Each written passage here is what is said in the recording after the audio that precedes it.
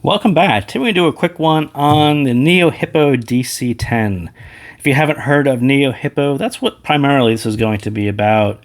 Reviewing a standalone compact DAC like this is kind of half interesting, but I think what they really want to do is get their name out again. They've had an Amazon store for quite a while.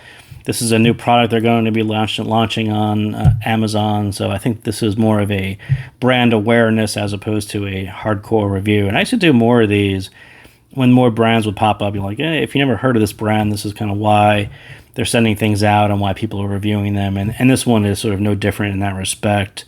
They've done quite a few audio products on Amazon. This one isn't quite there. It'll be there soon. But my first question to them was, well, you're coming out with a standalone DAC like this.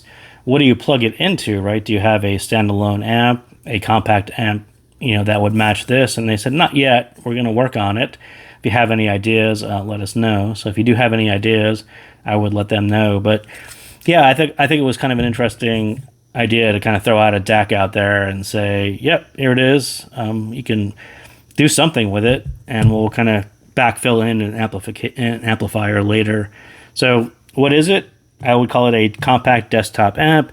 It does use the older ESS chip, the 9028 QTM. I mean, still a very nice chip. It's, 2 generations down? Now is a 939. There was a 938, so this is a 928 QTM.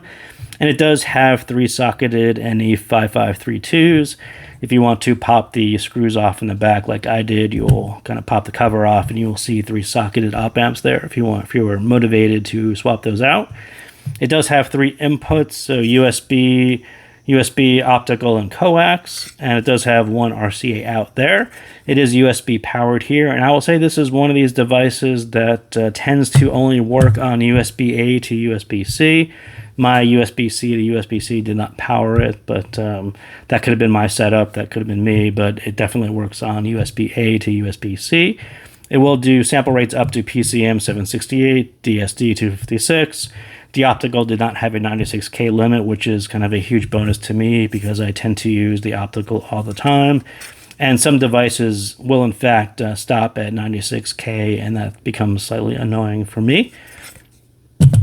So if you are a believer that the DAC problem has been solved a long time ago, even prior to the ES9028 series, digital to analog conversion is something that's pretty standard. They all tend to sound similar. If you are a believer that they're all basically the same, I think this is one of these things where people do have this belief, and whether it's an ESS chip or CS or AK, they all tend to sound the same.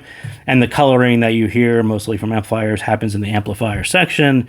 Then this is just an affordable, compact, easy to use DAC that you can plug into your amplifier or whatever you want to plug it into.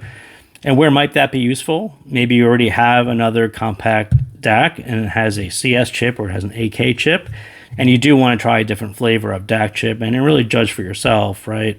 I think there are beliefs on this particular point, and I've actually done this, and I have various versions. And when they said, hey, I want to send an ES9028, I said, yep, perfect. I don't have one. I'd love to hear it. So yeah, I'm kind of one of these people who likes to hear different flavors. If you have powered speakers or other desktop amp that you need to line in, right, you got RCA out. That's pretty handy if you have powered speakers or some other amplifier that might be on your desk. So again, NEOHIPO, Amazon store. If you haven't heard of them, take a peek at it. DC10 should be out shortly. So that is what I got on this one. So thank you guys again for tuning in, and I'll see you next time.